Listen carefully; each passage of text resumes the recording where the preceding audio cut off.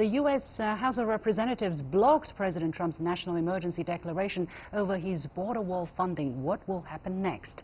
Stay with us.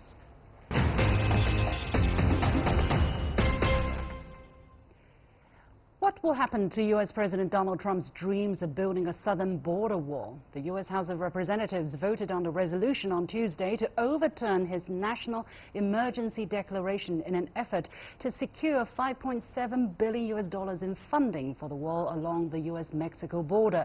Now that the Democrat-controlled House of Representatives has made its decision, the Republican-dominated Senate must vote next. With some Republicans turning their back against Trump's declaration, it looks likely that the resolution will pass the Senate as well. But Trump has said he will veto the resolution to push on with his wall-building project. What will be the fate of his national emergency declaration? How has President Trump come this far on this issue, and what more lies ahead? Joining me for the discussion in the Beijing studio is Ina Tangan, current affairs commentator, and Professor James W. Wersch from Washington University in St. Louis, Missouri. Gentlemen, welcome. To the point, first of all, Ina, explain a little bit of the procedure. I know it is kind of complicated. Which step are we? So if the Senate passes this resolution, what will happen next? Well, it definitely goes to the president's desk. He has different options. He can do what they call a pocket veto. He can refuse to sign it at all, in which case it will be sent back. He can actually veto it, which is what people would expect. He's not somebody who is shy about what he sees as a vital political part of his campaign. So basically what we're doing is looking at mid-March for the Senate to take action. It's going to be put before the Senate without any debate, and that means that it's going to be a very dicey situation. There are 10 senators who have made it very clear that they're not happy with this. That is not enough to overturn it in terms of a veto, but it certainly will embarrass the president and could add fodder to the lawsuits, which will be following up, saying that the will of Congress is being bypassed, and therefore the separation under the Constitution has been violated. Professor Wersch, now currently from the kind of opinions that have been expressed by some Republicans in the Senate, it seems that chances are pretty big that the resolution will get a simple majority to pass in the Senate, and President Trump has said that he would veto the resolution. What does that mean? What will happen next? Well, first of all, we have to see how many Republican senators say they actually will vote against the declaration. And it probably looks like right now, three of them are already declared that they will vote against it. So that means that they just need at least one more, and they will have a majority enough to vote against the declaration. I think you're absolutely right that what will happen then is President Trump will veto this. It looks very unlikely that the House and the Senate could override a veto. So, but this goes back to President Trump's appeal to a very strong, loyal base that he has. It's a minority of the U.S. population, but still a very loyal base that has been responding to his call to build the wall since 2016. And so he's being pulled back by this strong, very populist, it's not even so much Republican, but a populist base that says, you said you were going to do this, you must do this. So even though a majority of the U.S. population is not in favor of the wall, that's where we're going to have some gridlock, I think. Okay. Republican Senator Lamar Alexander seems to be the fourth vote of approval that this motion would need in order to pass the House of Senate. So, Ina, Mr. Alexander has said that he wants to support what Trump wants to do, but not the way he's doing it. And he offered an alternative for border funding that would not set a dangerous precedent, especially saying Trump could use funds already approved by Congress to fund the wall. How do you look at the fact that Lamar Alexander is turning his back against Trump, and also what does that mean at this moment? Well, Lamar is sending a very strong signal to Trump that if he continues with this, he's going to face a revolt from his own party, that they will not put the party above the country. And for many of these people, and we're not talking about the middle guys in here, we're talking about very conservatives conservative senators who believe that fundamentally the protections of the Constitution must be maintained at all costs. They're also very, very concerned that if Trump does this, this will set a precedent so that when Democrats come in, that they can do the same thing. And this would be a nightmare scenario in terms of abortion, any kinds of issues where, for some reason, Congress didn't agree with the executive, and the executive said, look, guns are a big problem. It's a real state of emergency given the number of deaths, and I'm going to do something about it.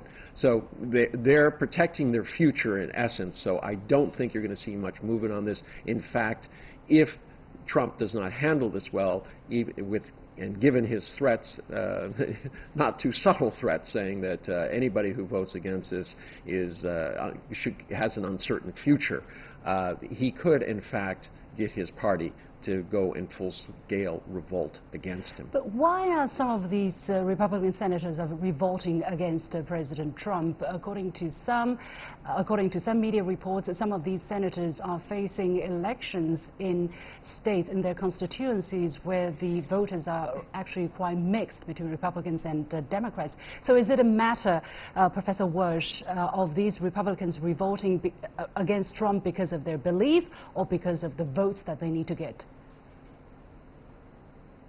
I think you see a mix of the senators who either have come out or are thinking of coming out against the emergency declaration.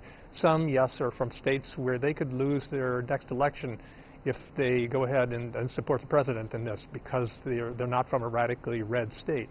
Others, somebody like Ted Cruz, for example, from Texas, who just got reelected, he's deeply conservative, but he's also very worried. Their nightmare, as my colleague said, is what happens when a Democratic president gets elected and the Democratic president says, you know, global climate change is a national emergency. I'm going to declare a national emergency. This is something.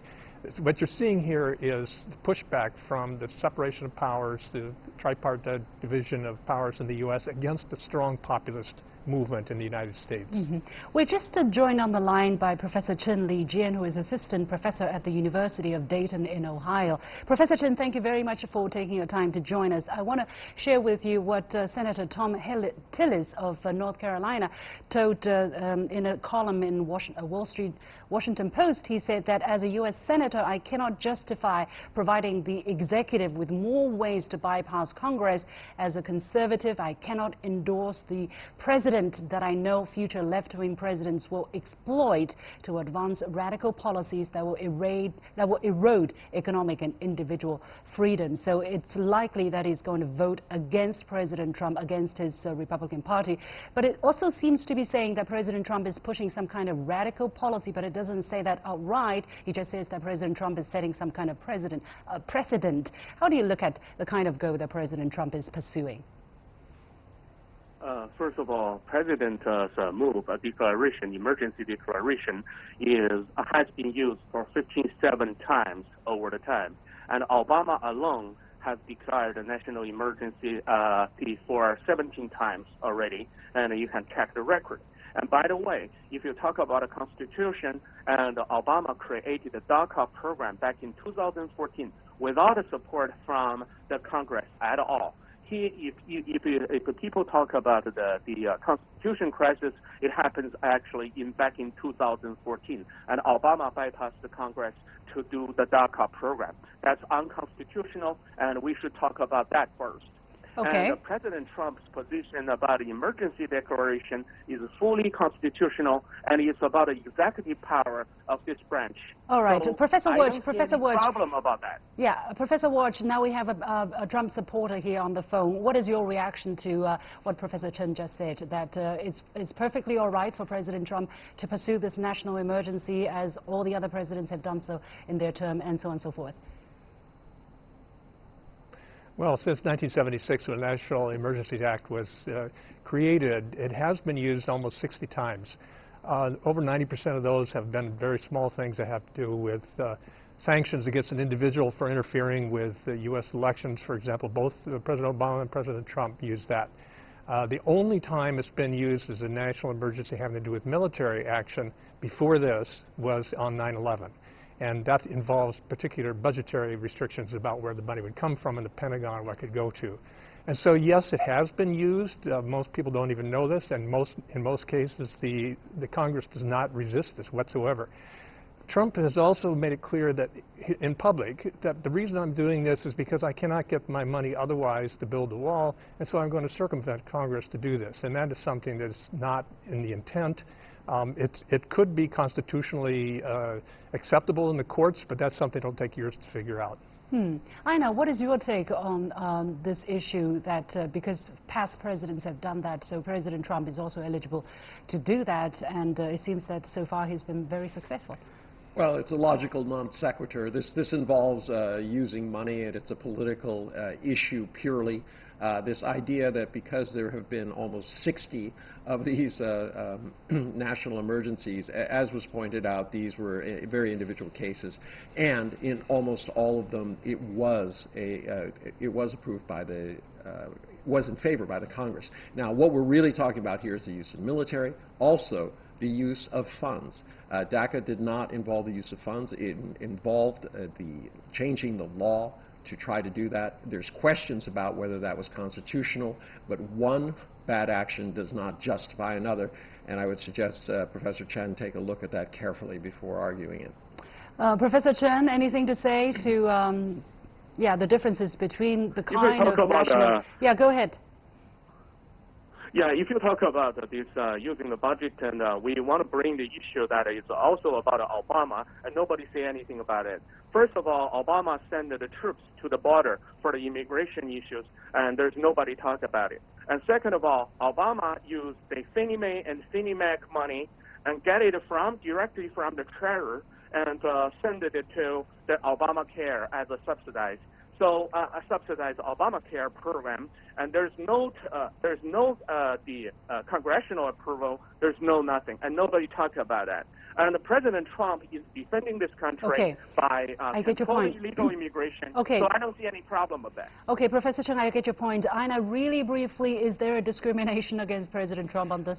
Not at all. There were a lot of outcry about what Obama did and said, especially by the conservatives who are now supporting this idea that Donald Trump should not have this kind of power. All right, we're going to leave it there. Time really short. I have to leave it there. Thanks to Aina Tungan, current affairs commentator, Professor James Wirch from the Washington University in St. Louis, Missouri, and via phone, Chen Li Jian, assistant professor at the University of Dayton in Ohio. And with that, we come to the end of this edition of The Point with me, Li Xin. As always, follow me on Facebook and Twitter using the handle The Point with LX. Download the application called CGTN to watch the show on your mobile devices, or go to YouTube and look for CGTN The Point. Thanks for watching. Have a good weekend.